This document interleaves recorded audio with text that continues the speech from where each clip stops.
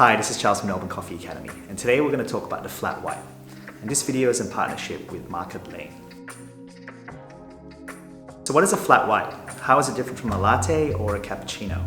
And it really depends on interpretation, and there is not a huge difference, but in my opinion a flat white has less froth and the right flavor balance of espresso to milk. So today we're using Market Lane's seasonal espresso blend with a recipe of an 18-gram dose, a 40-gram yield in 30 seconds. Depending on how you like your coffee, if you like it stronger, you can use the full double shot. And if you like it smoother and lighter, you can always split your shot to get 2 flat whites. However, I recommend that you use a smaller cup, so I'm using a 150ml flat white cup today. So what really matters is your milk, and you want to get the right amount of froth in your jug. Too little froth actually is not helpful either, because your milk will be quite flat and it'll taste quite watery. And too much froth and it'll be airy and more like a cappuccino. So you want to get the right amount of froth to get your flat white milk.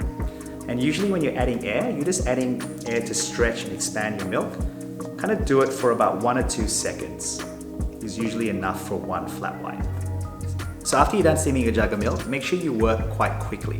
Your froth and your milk will separate as you're letting it sit, so either pour it right away or make sure that you swirl and reintegrate your froth and your milk together again.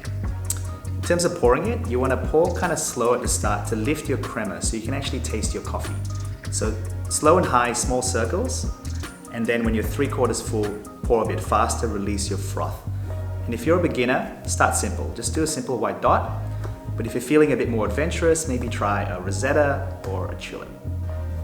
Some common mistakes you can make, if you've ever poured a coffee and the milk will come out first and all the froth will just blob out at the end, that is because you haven't swirled and reintegrated your milk. So really make sure that you work quite quickly and get that beautiful texture. And the other thing as well is you want to make sure that you can actually taste your coffee as well. So lift the crema, make sure you're not washing it out and whiting it out.